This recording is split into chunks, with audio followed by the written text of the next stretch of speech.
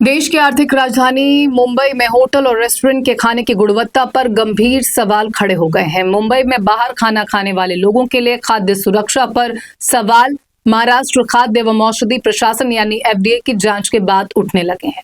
दरअसल एफडीए लगातार मुंबई के बड़े बड़े होटलों और रेस्टोरेंट पर छापेमारी कर उनकी जांच कर रहा है।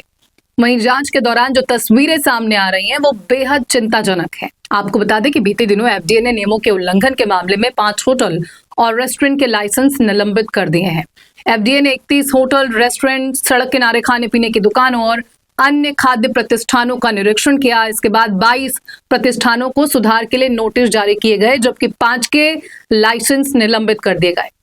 इस दौरान प्रतिबंधित सामान और दूध और डेयरी उत्पादों सहित करीब 25 लाख रुपए के मूल्य के खाद्य पदार्थ जब्त किए गए हैं। जब्त सामान में गुटखा, पान मसाला, सुगंधित सुपारी और अन्य प्रतिबंधित वस्तुएं शामिल थीं।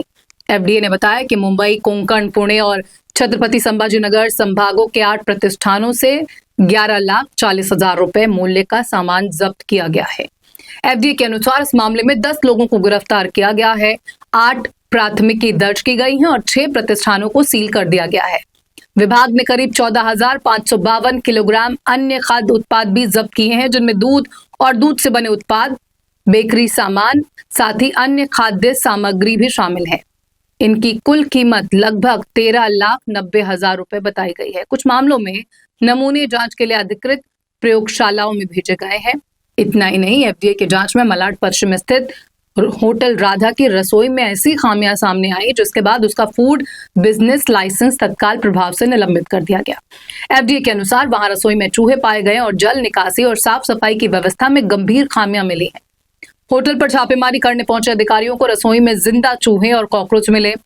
निरीक्षण में कुछ चूहे छत के पास भी दिखाई दिए, जबकि कुछ चूहे खुले ड्रेनेज सिस्टम के जरिए रसोई में आते पाए गए।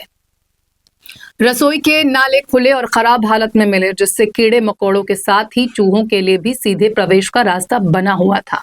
मामला सिर्फ कीड़े मकोड़ों तक सीमित नहीं था।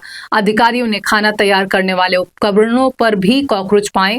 किचन में तेल और ग्रीस की मोटी परतें, पानी जमा होने से बदबू, गंदे काउंटर और बर्तनों के साथ साथ खाद्य सामग्री के स्टोरेज में भी गंभीर लापरवाही पाई गई है।